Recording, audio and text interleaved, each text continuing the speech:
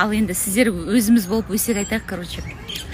Енді күлкілі жүшті әңгіме емес, шынымды айтсам, өте неприятный әңгіме.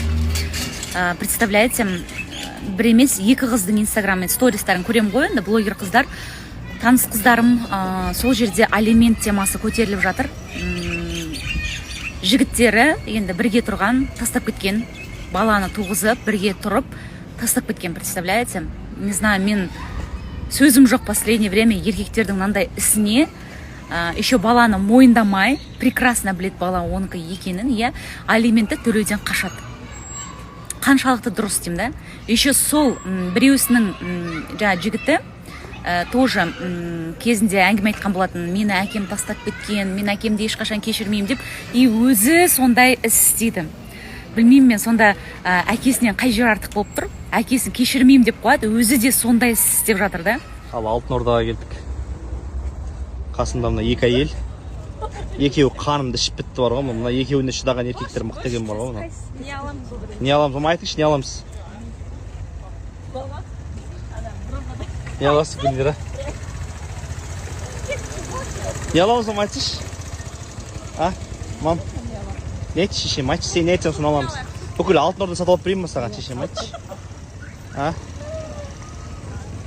Алтын Ордаға келдік заттар алуға. Біз көреміз не керек екен, ішіне кіріп көрейік. Даже киімге шықпасыз да қайда кіріп? Ау, мама. Не дейсіз? Айтшы, мама. Мамамды сөйлетпеудің бір амалы бар, ол видеоға түсіру. Бізде 18 жасында қойға теген. 18 жас, 4 баласы бар деп кім айтатыннан, не? Мама, сіз неше жасыңызда шыққансыз тұрмысқа? 20. 20? Мама? 20. Жоқ, айтсайшы, неше жасыңызда тұрмысқа шыққансыз? 20 деп тұрмын ғой. 20. Артыңыздағы фон күшті, туалет деген фон тұр артыңызда. Айтсайшы, мама, неше жасыңызда шықтың тұрмысқа? Әтең бәтіңнен 2 тұтты алып. Неше жасыңда шықты, мама? 23 жасында тұрмысқа шыққан. 23 жасында шыққан, 6 баланың анасы.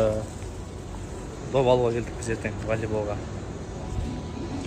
Ақшасында қыз түртеді. Бүгін палау жейтін жайымыз бар екен. Палаулатып отырық. Палаулатайын деп тұрған жайымыз бар енді. Жоқ, негізінде мен кездесім келген Папа палау басқан папаны жеп кетеміз. Бүгін бұйыртса жолға шығамыз. Мен көпемеймен де мәк отыр деп. Өзіне деген ыстығы қыласын, жайғана қыласын. Столын бірақ алып өзіме. Көрін негізінде.